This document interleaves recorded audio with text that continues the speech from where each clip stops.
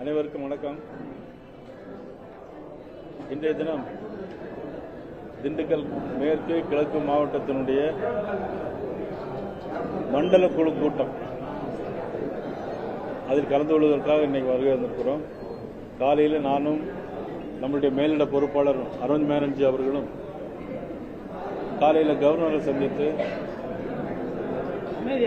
தமிழ்நாட்டினுடைய சட்ட ஒழுங்கு பிரச்சனை குறித்தும் தமிழ்நாட்டுடைய அமைச்சர்கள் எப்படி தவறாக நடந்து கொள்கிறார்கள், போதை பழக்கத்திற்கு மட்டுமல்ல குழந்தைகளிடம் அமைச்சர்கள் எப்படி நடந்து கொண்டிருக்கிறார்கள் என்பதெல்லாம் தெளிவாக சொல்லி அதன் மீது நடவடிக்கை எடுக்க வேண்டும் என்பதற்காக கவர்னரை சந்தித்து மனு கொடுத்திருக்கிறோம்.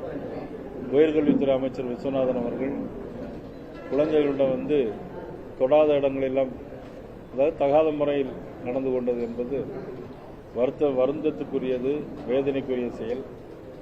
அதையெல்லாம் கண்டித்து மட்டுமல்ல, சட்டம் ஒழுங்கு சரியில்லை, போதைப் பொருட்கள் கடந்த ஆட்சியை போலவே போதைப் பொருட்கள் நடமாட்டம் இருந்து கொண்டே இருக்கிறது, நாளுக்கு நாள் அதிகரித்து கொண்டே இருக்கிறது. இந்த 54 நாட்களில் மட்டுமே கிட்டத்தட்ட 150 கற்பழிப்பு சம்பவங்கள், 75 குற்றங்கள், 85 மேலாக போதைப் பொருள் தடுப்பான நடவடிக்கைகள் எடுத்திருக்கிறாங்க. இதையெல்லாம் முதலமைச்சர் கண்டுகொள்ள என்பதை கவர்னருடைய கவனத்திற்கு நாங்கள் கொண்டு சென்றோம். டிவிகே அமைச்சர் நிர்மல்குமார் சொல்லியிருக்காரு, கவர்னரை போய் சந்திக்கிறதுக்கு அதிகாரிகள் உத்தரவு வாங்கி தான் போகணும்னு சொல்லியிருக்காரு. அதே மாதிரி ஆய்வு நடத்தக்கூடாதுன்னு ஒரு கண்டனத்தை அவர் கொடுத்திருக்காரு. உண்மையிலே ரொம்ப வருத்தத்துக்குரிய ஒரு செய்தி இது.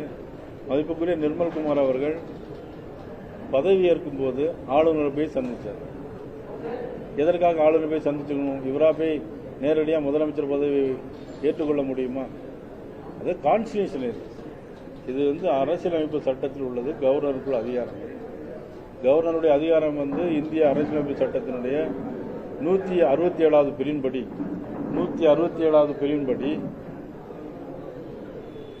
மத்திய அரசுடைய திட்டங்கள், மத்திய அரசுடைய அலுவலர்கள் அல்லது அதை சார்ந்த மாநில அரசுடைய அலுவலர்கள் எங்கு போகிறார்களோ அங்கிருந்து ஆய்வு செய்வதற்கு அவருக்கு நிச்சயமாக அவருக்கு தகுதி இருக்கிறது, சட்டத்தின்படி இடம் இருக்கிறது. இதை கூட அவர் தெரிந்து கொள்ள முடியவில்லை.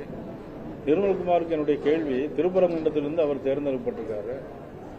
திருப்பரங்குன்றத்தில் தீபம் ஏற்றலாம்னு நீதிபதி சொல்லியிருக்காரு. இவர் சட்டம் படித்தவருக்கு நீதிமன்றத்தினுடைய தீர்ப்பை நடைமுறைப்படுத்த முடியவில்லை அப்படின்னு சொன்னால் இவரெல்லாம் இப்படி ஒரு சட்டத்துறை அமைச்சராக இருக்க முடியும்? அது மட்டும் இல்லை, தமிழ்நாடு முழுக்க public prosecutor, additional public prosecutor posting போடுறதுக்கு 5 லட்சத்திலிருந்து 50 லட்ச ரூபா வரை சம்பளம், 5 லட்ச ரூபா 50 லட்ச ரூபா வரைக்கும் லஞ்சம் வாங்குறதா இன்னைக்கு செய்தி வந்திருக்குது. நீதிமன்றத்தில் கூட இன்னைக்கு வழக்கு வர்றதாக சொல்றாங்க. ஆக போதைப் பொருள் நடமாட்டத்தின் அடிப்படையில் தான் இன்னைக்கு எல்லா கற்பழிப்பு சம்பவங்களும் தகாத செயல் நடைபெறுகிறது. அதனைத் தொடர்ந்து இப்போ ராணிப்பேட்டையில் கஞ்சா போதையில் 60 வயது மூதாட்டியை 23 வயது வாலிபர் பாலியல் வன்கொடுமை செய்தார். இப்போ ராணிப்பேட்டை மாவட்டம், ராணிப்பேட்டையில் கஞ்சா போதையில் 60 வயசு 23 வயசு பையன் கஞ்சா. இதை எப்படி கஞ்சா போகிறோம், அதை எப்படி தடுக்கணும்? அதுதான் எங்களுடைய எங்களுக்கு ஆட்சியை குறை சொல்லுங்கிற நோக்கம் எங்களுக்கு இல்லை. ஆட்சியில் நடைபெறக்கூடிய தவறுகளை சுட்டிக்காட்டுவது எதிர்கட்சியுடைய ஜனநாயக கடமை. அதனுடைய அடிப்படையில் நாங்கள் எல்லாரும் போய் கவர்னரை பார்த்து மறப்போம். கவர்னர் சொல்லியிருக்காங்க, தன்னை பார்த்து மக்கள் குறைகளை சந்தித்து சொல்லலாம், அது முதலமைச்சருக்கு அழுத்தம் தரப்படும், அவங்களுடைய கோரிக்கை, மக்களுடைய கோரிக்கை. அப்போ இந்த இவ்வளவு நாளாக நடந்த ஆட்சியில் மக்கள் குறைகளை டிவிகே கவர்மெண்ட் சரிவர கையாளவில்லை. அதாவது அதனுடைய நோக்கம் தான் அன்னைக்கு மனு கொடுத்துருக்கோம். இவ்வளவு நாள் பார்த்துக்கிட்டே இருந்தால் எந்த விதமான நடவடிக்கைகளும் சரியான முறையில் இல்லை. குறிப்பாக சொல்ல போனோம்னா அந்த தாவேக கட்சிக்காரங்களே நிறைய தவறு பண்ணியிருக்காங்க. தாவேக கட்சிக்காரங்கள் மீது இதுவரைக்கும் எந்த நடவடிக்கையும் எடுக்கல. ஒரே ஒருத்தர் மீது தான் நடவடிக்கை எடுத்திருக்காரு. ஒரு விவசாயிகிட்ட போய் லஞ்சம் கேட்டதாக ஒரே ஒரு தாவேக மீது நடவடிக்கை, வேற எந்த நடவடிக்கையும் எடுக்கல. இப்போ அமைச்சர் விஸ்வநாதன் இப்படி நடந்துகிட்ட வீடியோலாம் நீங்க பார்த்துருப்பீங்க. அது எந்த விதத்தில் ஒரு நியாயமாக இருக்க முடியும்? இன்னொரு அமைச்சர் வந்து அப்படி கஞ்சாவா என்ன ஏதோ கசக்கிட்டு இருக்காரு. கேட்டால் சின்ன குழந்தைக்கு மருந்து கொடுத்தேன் அப்படிங்க. அங்கே பக்கத்தில் எங்கேயுமே சின்ன குழந்தைகளே இல்லை. இவ்வளவு ஒரு மோசமான ஒரு சூழ்நிலை. அது மட்டும் சட்டமன்ற உறுப்பினர்கள் அமைச்சர்களுக்கு என்ன செய்யணும், எப்படி செய்யணும் அப்படிங்கிறது தெரியுமா தெரியலையா அப்படிங்கிறது புரியல. அதான் முதலமைச்சர் என்ன பண்ணலான்னா, அந்த சட்டமன்ற உறுப்பினர்களை கூப்பிட்டு என்ன மக்களுக்கு பணி எப்படி செய்யணும் அதெல்லாம் கொஞ்சம் அறிவுறுத்தணும். அப்புறம் சட்ட ஒழுங்கை பாதுகாக்கணும். இதுதான் முதலமைச்சருடைய கடமை. இது ரெண்டுமே செய்யலை, நடந்துகிட்டு இருக்கு. நாட்டில் தமிழகத்தில் பார்த்தீங்கன்னா குதிரை போராட்டம் நடக்குது. அனிதா எங்களை வந்து கட்சி மாற சொன்னாங்க, ரிசைன் பண்ண சொன்னாங்க, தாவரை போட சொல்றாங்க.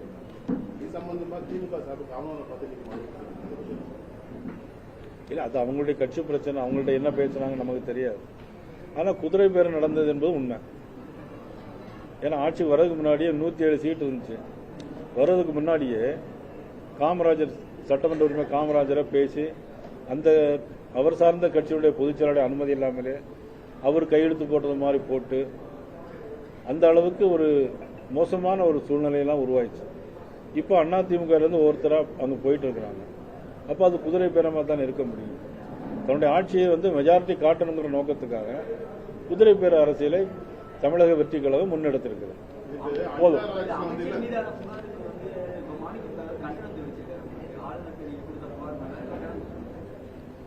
ஒருத்தர் தவறு செஞ்சாரு, அந்த தவறு மீது நடவடிக்கை எடுக்குன்னு சொன்னா அதை மாணிக்கம் தாகூர் கண்டனம்னு அறிவிச்சாருன்னா எப்படி அதை ஏற்றுக்கொள்ள முடியும்? அவர் வீட்லயும் பெண்கள் இருக்காங்க, எல்லார் வீட்லயும் பெண்கள் இருக்காங்க, எங்க வீட்லயும் பெண்கள்லாம் இருக்கிறாங்க. நான் 60 வயசு மூதாட்டியை 23 வயசு வாலிபர் கஞ்சா போதையில் பண்ணியிருக்கிறான். இதெல்லாம் கண்டிக்கணும்னு சொன்னா, இது கண்டனத்துக்குரியதுன்னு சொன்னா அந்த கட்சி எப்படிப்பட்ட கட்சியா இருக்க முடியும்? அவர்களுடைய பார்வை சரியில்லை, அவ்வளவுதான்.